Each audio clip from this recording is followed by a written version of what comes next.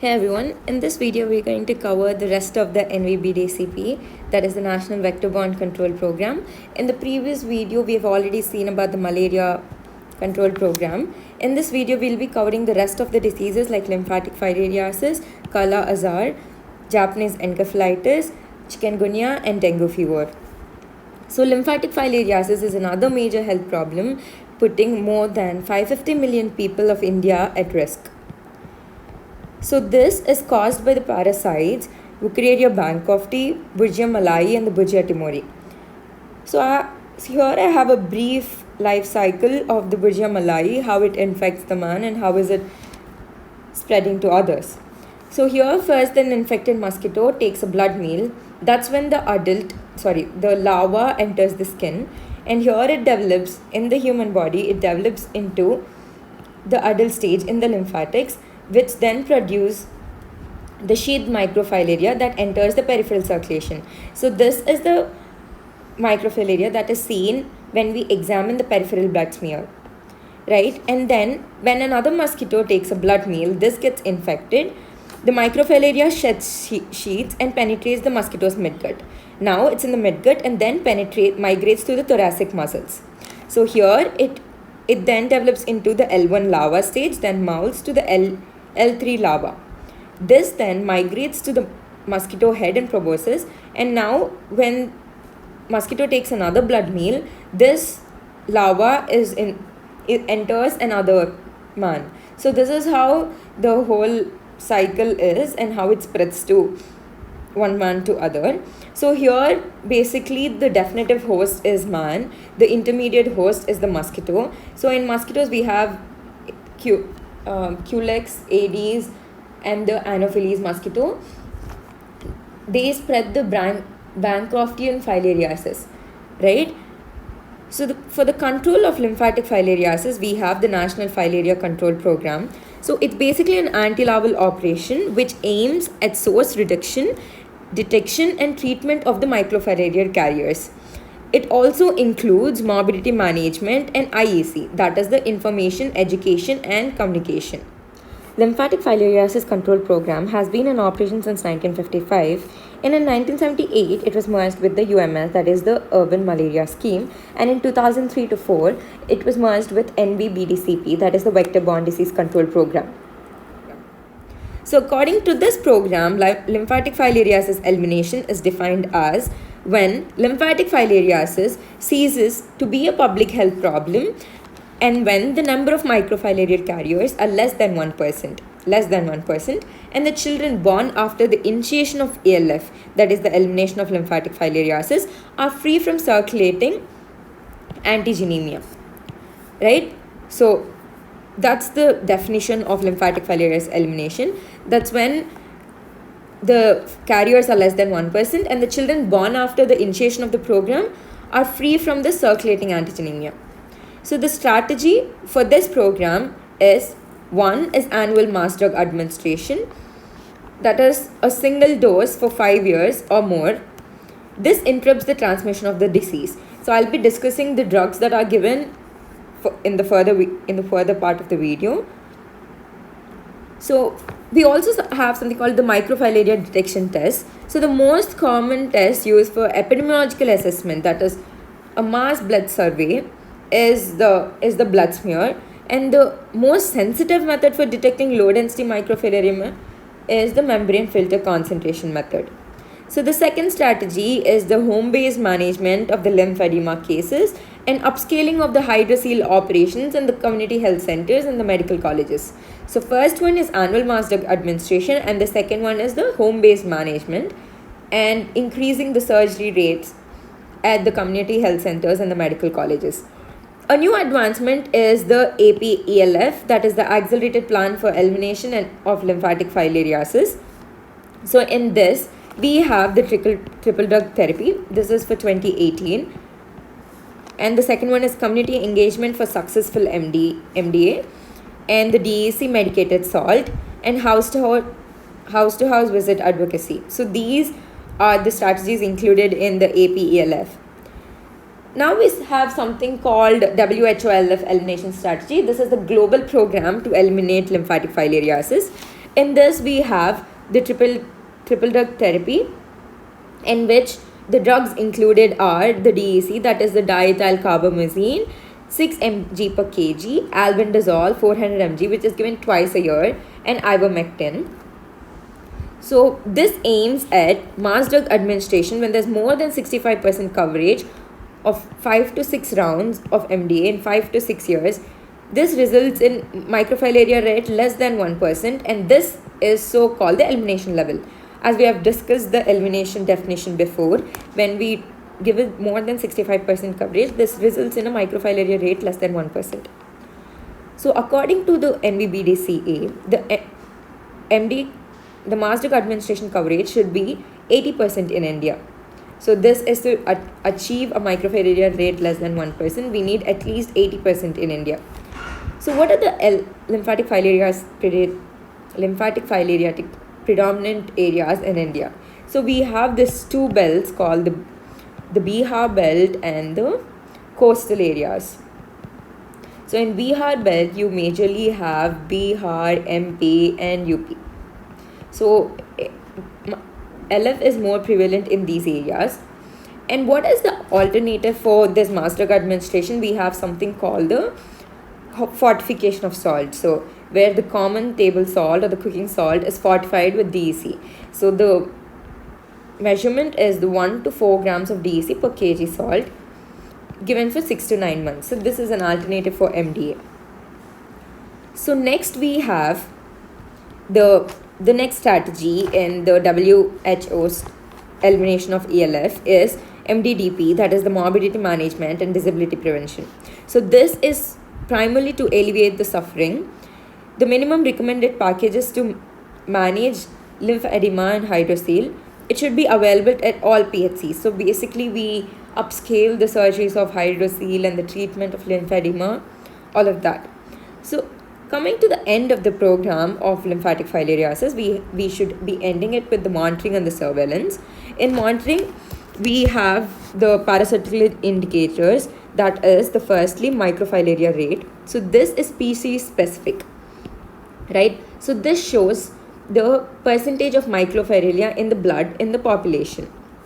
Then we have the filarial endemicity rate, that is the microfilaria in blood or disease manifestations. So this shows us the endemicity.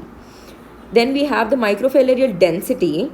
This gives us the intensity of the infection, like how less or more, how prevalent the disease is. So the number of microfilaria per unit blood volume, that is 20 mm³ of blood, is the microfilarial density.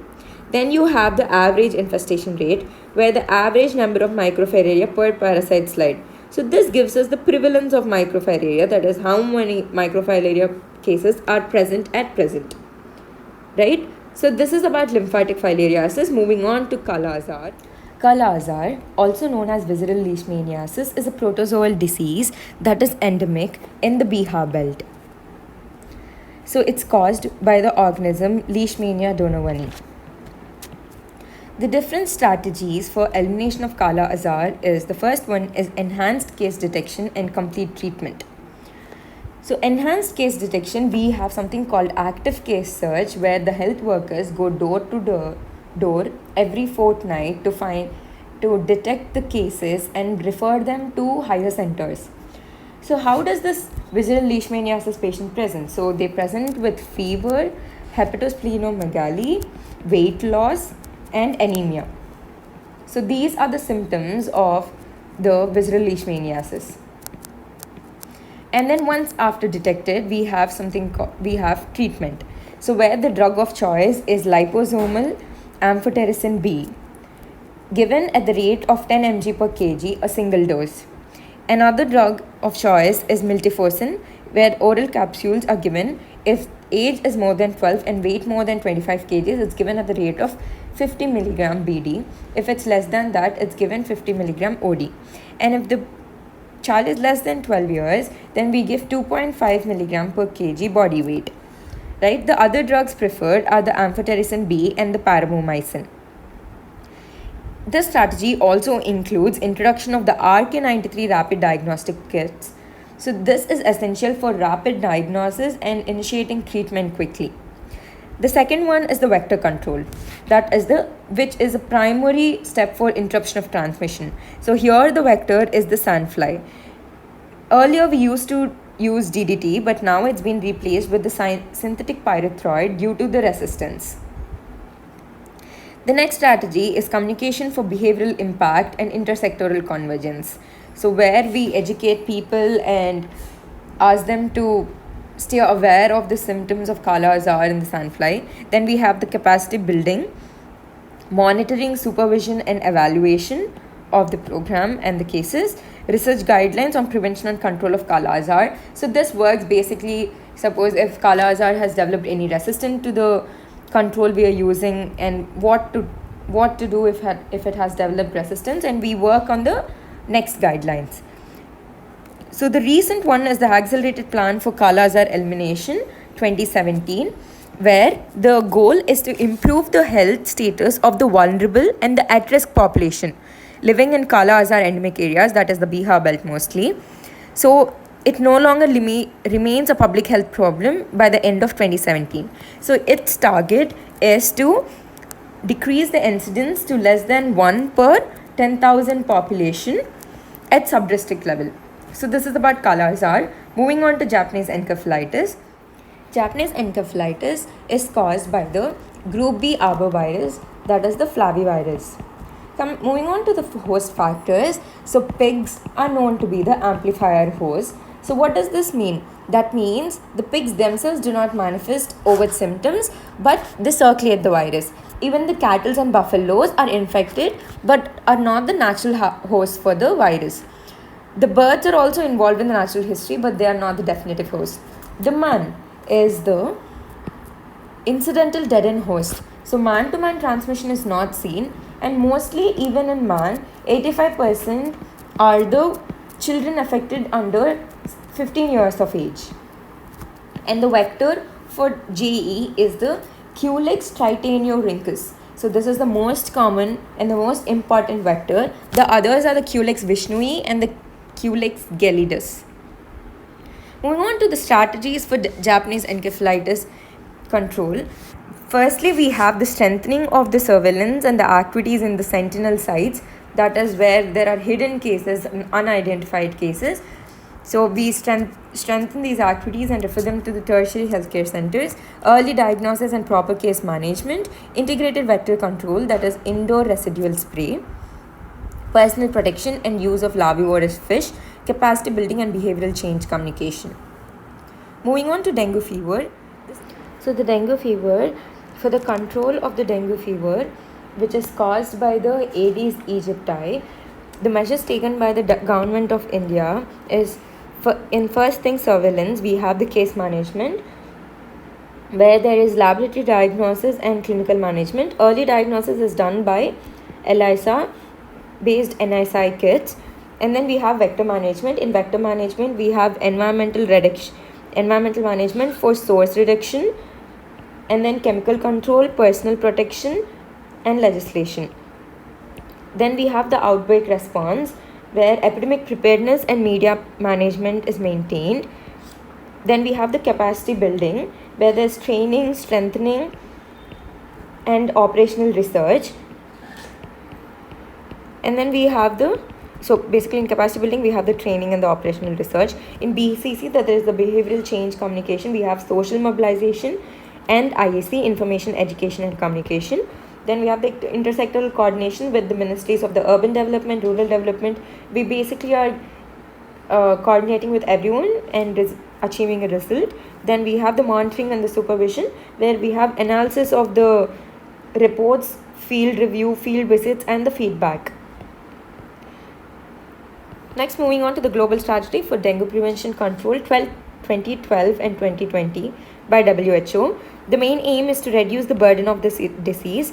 The specific objectives under this strategy of dengue prevention and control is to reduce dengue mortality by at least 50% by 2020, to decrease dengue morbidity by at least 25% by 2020, and to estimate the true burden of the disease by 2015. So these are the objectives in the strategy. Next, moving on to the last, that is the chikungunya fever. The vector is same as the dengue, that is the Aedes aegypti. So all the preventive and control measures are similar. So with this, we come to an end to the NVBDCP program. I know NVBDCP is really huge, but I've tried to simplify it and put it into points for you.